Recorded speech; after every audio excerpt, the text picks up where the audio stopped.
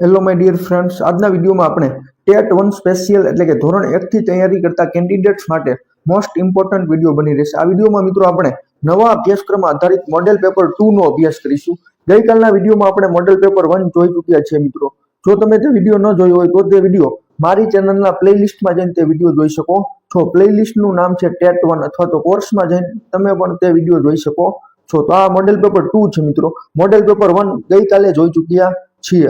આના સિવાય મિત્રો મેં ગુજરાતી, ગણિત, અંગ્રેજી, પર્યાવરણ વગેરે વિષયનું પદ્ધતિશાસ્ત્ર અને વિષય વસ્તુના વિડીયો પણ મૂકી ચૂક્યો છું. તો તમે તે વિડીયો છે તે મારા ચેનલના પ્લેલિસ્ટમાં જઈને જોઈ શકો છો. અહીંયા તમને ફર્સ્ટ ક્વેશ્ચન આપેલો છે, બાળકોમાં ડિસ્ગ્રાફિયા કઈ બાબત સૂચવે છે? બાળકોમાં ડિસ્ગ્રાફિયા કઈ બાબત સૂચવે છે? તો બાળકોમાં ડિસ્ગ્રાફિયા છે તે મિત્રો લેખન સંબંધી મુશ્કેલી એટલે કે અક્ષરો ઓળખી ન શકે. ડિસ્ગ્રાફિયા હોય તે બાળક મિત્રો છે તે લેખન સંબંધી મુશ્કેલી પડે છે એટલે કે અક્ષરો ઓળખી શકતો નથી, અક્ષરો ન ઓળખી શકે, એને કહેવાય ડિસ્ગ્રાફિયા. ખાસ યાદ રાખજો મિત્રો. અલગ અલગ પ્રકારના શબ્દો આવા ઘણા બધા આવશે. ડિસ્ગ્રાફિયા એટલે શું થાય? લેખન સંબંધી મુશ્કેલી, અક્ષરો ઓળખી ન શકે. પછી જે બીજો ક્વેશ્ચન, બાળકોમાં ડિસ્લેક્સિયા કઈ બાબત સૂચવે છે? તો ડિસ્લેક્સિયા અને ડિસ્ગ્રાફિયામાં ફેર મિત્રો, ખાસ ધ્યાન રાખજો. ડિસ્લેક્સિયા કઈ બાબત સૂચવે છે? તો ડિસ્લેક્સિયા છે તે ભાષાને લગતી અક્ષમતા એટલે કે લેખન અયોગ્યતા. ડિસ્લેક્સિયા પૂછે મિત્રો તો આવશે ભાષાને લગતી અક્ષમતા એટલે કે લેખન અયોગ્યતા છે તે સૂચવે છે. તો ડિસ્ગ્રાફિયા શું સૂચવે મિત્રો? લેખન સંબંધી મુશ્કેલી એટલે કે અક્ષરો ઓળખી ન શકે. અને ડિસ્લેક્સિયા શું પૂછે મિત્રો? ડિસ્લેક્સિયા પૂછે ને તો મિત્રો આવશે ભાષાને લગતી અક્ષમતા એટલે કે લેખનની અયોગ્યતા જોવા મળે છે. તો મિત્રો આ મોડેલ પેપર 2 માં આપણે બે ક્વેશ્ચન જોયા. તો ડિસ્ગ્રાફિયા, ડિસ્લેક્સિયા આવા ઘણા બધા શબ્દો તમને નવા જોવા મળશે. ત્રીજો ક્વેશ્ચન છે, બાળકોમાં ડિસ્કેલ્ક્યુલિયા કઈ બાબત સૂચવે છે? આ શબ્દ કેવો છે મિત્રો? ડિસ્કેલ્ક્યુલિયા કઈ બાબત સૂચવે છે? તો ગણતરીને લગતી અક્ષમતા એટલે કે ગાણિતિક પ્રશ્નો હલ કરવામાં સમસ્યા. ડિસ્કેલ્ક્યુલિયા એટલે શું થાય મિત્રો? ગાણિતિક પ્રશ્નો છે તે હલ કરવામાં સમસ્યા ઉદ્ભવે છે બાળક એટલે કે ગણતરીને લગતી અક્ષમતા. પછી છે, કોઈ વિદ્યાર્થી વાંચન યોગ્ય રીતે ન કરી શકે તો કઈ ખામી કહેવાય? કોઈ વિદ્યાર્થી વાંચન યોગ્ય રીતે ન કરી શકે તો કઈ ખામી કહેવાય? તો રીડિંગ ડિસઓર્ડર. રીડિંગ ડિસઓર્ડર કહેવાય ને મિત્રો. શું કહેવાય? Reading disorder. પછી જે કોઈ વાંચે છે આ કયા પ્રકારની વિકૃતિ છે? તો રાઇટિંગ ડિસઓર્ડર. કોઈ વિદ્યાર્થી ડ ને ટ વાંચે છે તો આવા ઘણા બધા વિદ્યાર્થી વાંચતા હોય, ડ ની જગ્યાએ ટ વાંચે ને ટ ની જગ્યાએ ડ વાંચે, તો આ કયા પ્રકારની વિકૃતિ છે? તો રાઇટિંગ ડિસઓર્ડર. પેલું છે વાંચી ન શકે તો રીડિંગ ડિસઓર્ડર, અને ડ ને ટ વાંચે છે તો તેને કહેવાય રાઇટિંગ ડિસઓર્ડર. પછી જે કોઈ વિદ્યાર્થીમાં ગણિત કૌશલ્ય વિકૃતિ હોય તો તે કયા પ્રકારની વિકૃતિ કહેવાય? તો એરિથમેટિક ડિસઓર્ડર. ગણિતના મિત્રો અંગ્રેજીમાં એરિથમેટિક કહેવાય, તો એરિથમેટિક ડિસઓર્ડર. 7મો ક્વેશ્ચન છે, સામાન્ય બાળકોને જેમ દિવ્યાંગ બાળકોનું શિક્ષણ શક્ય બને તે માટે રાષ્ટ્રીય શિક્ષણ અને તાલીમ પરિષદ દ્વારા તૈયાર કરેલ શ્રેણીનું નામ શું છે? બરખા, અ રીડિંગ સિરીઝ ફોર ઓલ. સામાન્ય બાળકોને જેમ દિવ્યાંગ બાળકોનું શિક્ષણ શક્ય બને તે માટે રાષ્ટ્રીય શિક્ષણ અને તાલીમ પરિષદ દ્વારા તૈયાર કરેલ શ્રેણીનું નામ શું છે મિત્રો? બરખા, અ રીડિંગ સિરીઝ ફોર ઓલ એટલે બધા માટે રીડિંગ સિરીઝ. એમ RPWD એક્ટ મુજબ શ્રવણમંદ તેને કહી શકાય જેના બંને કાનમાં કેટલા ડીબી શ્રવણ ઘાત હોય? તો 60 ડીબી. શું કહે છે મિત્રો? RPWD એક્ટ મુજબ શ્રવણમંદ તેને કહી શકાય જેના બંને કાનમાં કેટલા ડીબી શ્રવણ ઘાત હોય? તો 60 ડીબી.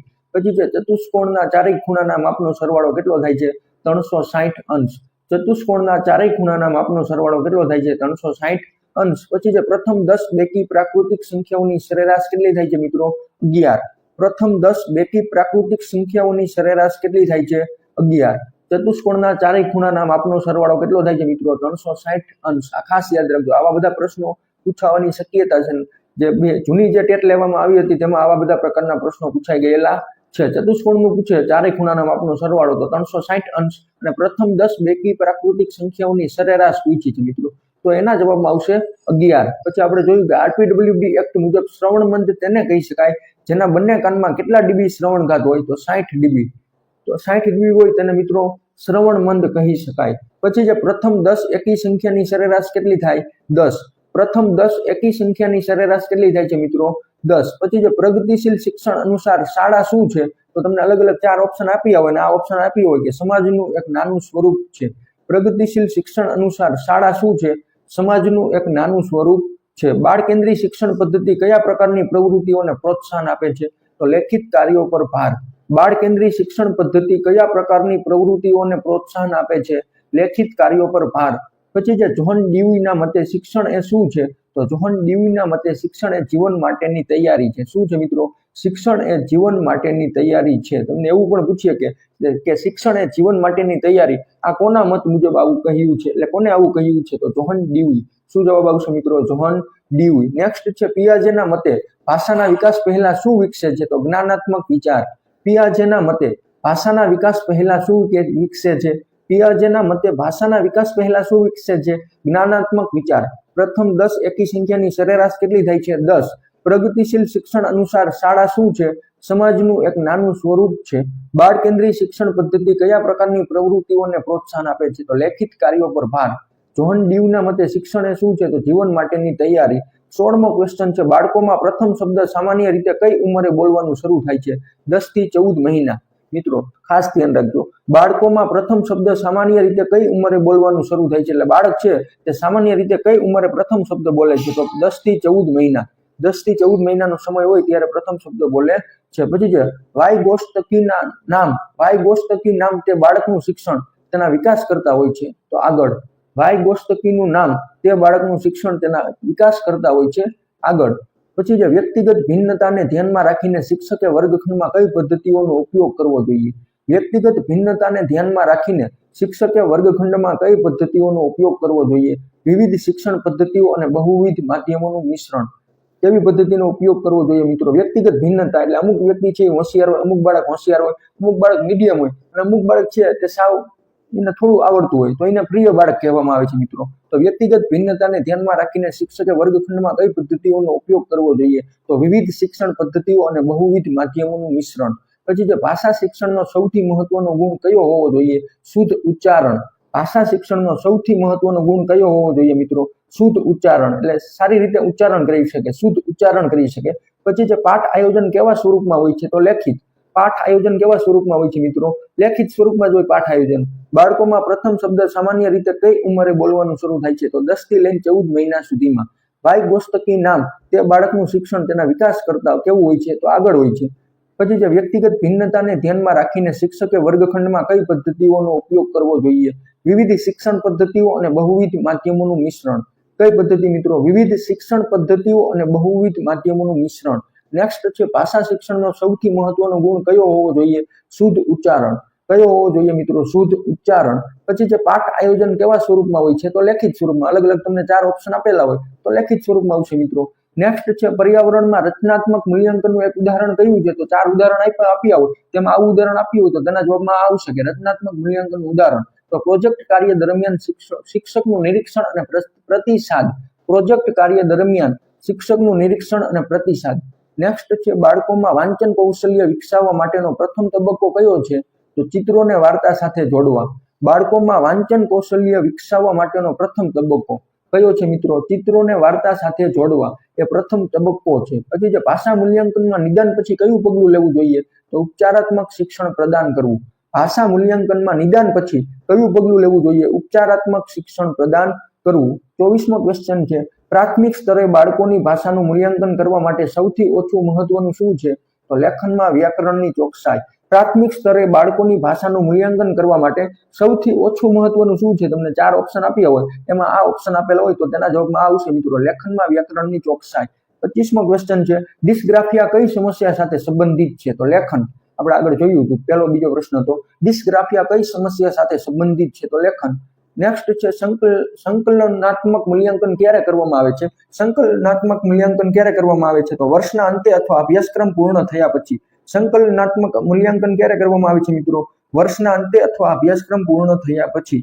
ગણિત શીખવા માટે કયો અભિગમ શ્રેષ્ઠ છે? મૂર્તથી અમૃત। મૂર્તથી અમૂર્ત તરફ જવાનો અભિગમ શ્રેષ્ઠ છે। ગણિત શીખવા માટે કયો અભિગમ શ્રેષ્ઠ છે મિત્રો? મૂર્તથી અમૂર્ત તરફ જવાનો। નેક્સ્ટ છે NCFSE 2023માં કયા પ્રકારના શિક્ષણ પર વિશેષ ભાર મૂકવામાં આવ્યો છે? જે સિદ્ધાંત જ્ઞાનને બદલે કરીને શીખવા પર ભાર મૂકે છે। જ્ઞાનનો બદલો કરીને શીખવા પર ભાર મૂકે છે। તો એના જવાબમાં આવશે અનુભવજન્ય શિક્ષણ। એના જવાબમાં શું આવશે મિત્રો? અનુભવજન્ય શિક્ષણ। ખાસ યાદ રાખજો એના જવાબમાં આવશે અનુભવજન્ય શિક્ષણ। નેક્સ્ટ છે 29મો ક્વેશ્ચન મિડલ સ્ટેજમાં કયા વિષય ક્ષેત્રને પ્રાયોગિક જ્ઞાન અને વ્યવહારુ શિક્ષણ દ્વારા શીખવવા પર વિશેષ ભાર મૂકવામાં આવ્યો છે? તો ગણિત અને વિજ્ઞાન। મિડલ સ્ટેજમાં કયા વિષય ક્ષેત્રને પ્રાયોગિક જ્ઞાન અને વ્યવહારુ શિક્ષણ દ્વારા શીખવવા પર વિશેષ ભાર મૂકવામાં આવ્યો છે? તો ગણિત અને વિજ્ઞાન વિષયને મિત્રો।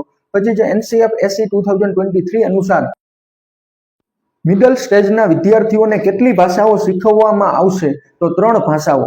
NCFSE 2023 અનુસાર મિડલ સ્ટેજના વિદ્યાર્થીઓને કેટલી ભાષાઓ શીખવવામાં આવશે? 3 ભાષાઓ.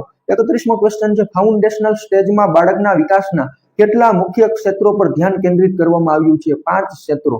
ફાઉન્ડેશનલ સ્ટેજમાં બાળકના વિકાસના કેટલા મુખ્ય ક્ષેત્રો પર ધ્યાન કેન્દ્રિત કરવામાં આવ્યું છે? મિત્રો એના જવાબમાં આવશે 5 ક્ષેત્રો. પછી જે પ્રિપેરેટરી સ્ટેજમાં વિજ્ઞાન શિક્ષણની શરૂઆત કયા સ્વરૂપે થાય છે? તો પર્યાવરણીય શિક્ષણના વિસ્તૃત સ્વરૂપ તરીકે જમા વિજ્ઞાનના મૂળભૂત ખ્યાલોનો સમાવેશ થાય છે. શું જવાબમાં આવશે મિત્રો? પર્યાવરણીય શિક્ષણના વિસ્તૃત સ્વરૂપ તરીકે જમા વિજ્ઞાનના મૂળભૂત ખ્યાલોનો સમાવેશ થાય છે. NCFSE 2023 અનુસાર મિડલ સ્ટેજના વિદ્યાર્થીઓને કેટલી ભાષાઓ શીખવવામાં આવશે? તો એના જવાબમાં આવશે 3 ભાષાઓ. ખાસ યાદ રાખજો મિત્રો. એના પછી 33મો ક્વેશ્ચન છે, સ્કૂલ એજ્યુકેશન NCFSE 2023 માટેનું રાષ્ટ્રીય અભ્યાસક્રમ માળખું કોના માર્ગદર્શન હેઠળ તૈયાર કરવામાં આવ્યું છે? તો NCERT. સ્કૂલ એજ્યુકેશન NCFSE 2023 માટેનું રાષ્ટ્રીય અભ્યાસક્રમ માળખું કોના માર્ગદર્શન હેઠળ તૈયાર કરવામાં આવ્યું છે? તો એના જવાબમાં આવશે NCERT. બેન્જામિન બ્લૂમ ક્યાંના વતની હતા? અમેરિકાના. મોસ્ટ આઈમ્પી. બેન્જામિન બ્લૂમ ક્યાંના વતની હતા? અમેરિકા. મૂલ્યાંકનના 3 ક્ષેત્રો કયા છે? તો જ્ઞાનાત્મક મૂલ્યાંકન, ભાવાત્મક મૂલ્યાંકન અને ક્રિયાત્મક. મૂલ્યાંકનના 3 ક્ષેત્રો કયા છે મિત્રો? જ્ઞાનાત્મક, ભાવાત્મક અને ક્રિયાત્મક. પછી જે સૌથી શ્રેષ્ઠ મૂલ્યાંકન કયું કહી શકાય? તો સ્વ મૂલ્યાંકન એટલે પોતાની જાતે મૂલ્યાંકન. સૌથી શ્રેષ્ઠ મૂલ્યાંકન કયું કહી શકાય? સ્વ મૂલ્યાંકન એટલે પોતાની જાતે મૂલ્યાંકન કરવું. અને વ્યાપક મૂલ્યાંકન કેવું હોય છે? પ્રશ્ન શું છે મિત્રો? સતત અને વ્યાપક મૂલ્યાંકન કેવું હોય છે? શિક્ષક કેન્દ્રી. સતત અને વ્યાપક મૂલ્યાંકન કેવું હોય છે? શિક્ષક કેન્દ્રી. બેન્જામિન બ્લૂમ ક્યાંના વતની હતા? અમેરિકાના. સ્કૂલ એજ્યુકેશન NCFSE 2023 માટેનું રાષ્ટ્રીય અભ્યાસક્રમ માળખું કોના માર્ગદર્શન હેઠળ તૈયાર કરવામાં આવ્યું છે? NCERT. મૂલ્યાંકનના 3 ક્ષેત્રો કયા છે? જ્ઞાનાત્મક, ભાવાત્મક અને ક્રિયાત્મક. સૌથી શ્રેષ્ઠ મૂલ્યાંકન કયું કહી શકાય? સ્વ મૂલ્યાંકન. સૌથી શ્રેષ્ઠ મૂલ્યાંકન કયું કહી શકાય મિત્રો? સ્વ મૂલ્યાંકન. અને સતત અને વ્યાપક મૂલ્યાંકન કેવું હોય છે?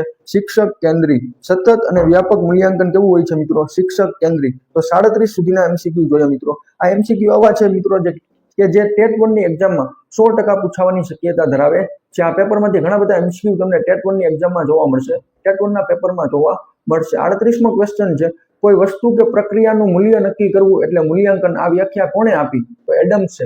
કોઈ વસ્તુ કે પ્રક્રિયાનું મૂલ્ય નક્કી કરવું એટલે મૂલ્યાંકન. આ વ્યાખ્યા કોણે આપી? એડમ્સે. કોઈ વસ્તુ કે પ્રક્રિયા હોય એનું મૂલ્ય નક્કી કરવું એટલે મૂલ્યાંકન. આ વ્યાખ્યા કોણે આપી? એડમ્સે. મૂલ્યાંકન સંદર્ભે AFL એટલે શું? તો અસેસમેન્ટ ફોર લર્નિંગ. મૂલ્યાંકન સંદર્ભે AFL એટલે શું? Assessment four learning. પછી છે, બેન્જામિન બ્લૂમ કઈ યુનિવર્સિટીના પ્રાધ્યાપક હતા? Chicago university. બેન્જામિન બ્લૂમ કઈ યુનિવર્સિટીના પ્રાધ્યાપક હતા? Chicago university. બ્લૂમનું વર્ગીકરણ કઈ સાલમાં આપ્યું? 1956. બ્લૂમનું વર્ગીકરણ કઈ સાલમાં આપ્યું? 1956. બ્લૂમના વર્ગીકરણને બીજા કયા નામે ઓળખાય છે? Bloom taxonomy.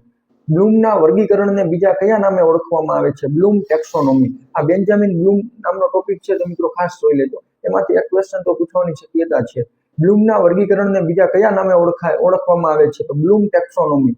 મૂલ્યાંકન સંદર્ભે AFL એટલે શું? તો assessment four learning. Benjamin Bloom કઈ યુનિવર્સિટીના પ્રાધ્યાપક હતા? Chicago university. બ્લૂમનું વર્ગીકરણ કઈ સાલમાં આપ્યું? 1956. બ્લૂમના વર્ગીકરણને બીજા કયા નામે ઓળખાય છે? Bloom taxonomy. કયું નામ છે મિત્રો? Bloom taxonomy. કોઈ વસ્તુ કે પ્રક્રિયાનું મૂલ્ય નક્કી કરવું એટલે મૂલ્યાંકન. આ વ્યાખ્યા કોણે આપી? એડમ્સે. તો આ બધા જ ક્વેશ્ચન મિત્રો મોસ્ટ આઈએમપી છે. મોસ્ટ આઈએમપી છે. પાર્ટ 1 એટલે કે પેપર 1 પણ મેં વિડીયો ઉતારી ચૂક્યો છો, તે જોઈ લેજો મિત્રો. પછી છે, બારીવાળું પેટ વાર્તામાં સૈનિકનું નામ શું હતું? માર્ટિન. બારીવાળું પેટ વાર્તામાં સૈનિકનું નામ શું હતું? માર્ટિન. ધોરણ 2 પર્યાવરણ પાઠ્યપુસ્તકનું નામ શું છે? કલ્લોલ. ધોરણ 2 પર્યાવરણ પાઠ્યપુસ્તકનું નામ શું છે? કલ્લોલ. ધોરણ 2 પર્યાવરણ પાઠ્યપુસ્તકનું નામ શું છે મિત્રો? કલ્લોલ. ગયા વર્ષે ધોરણ 5 ગુજરાતી પાઠ્યપુસ્તકનું નામ પૂછવામાં આવ્યું હતું 2023 ની એક્ઝામમાં. મિત્રો મેં 2023 ની એક્ઝામ પણ ક્રેક કરેલી છે અને તે એક્ઝામમાં રિઝલ્ટ લેસ માત્ર આવ્યું. 3.26% ની આસપાસ રિઝલ્ટ હતું મિત્રો ખાલી.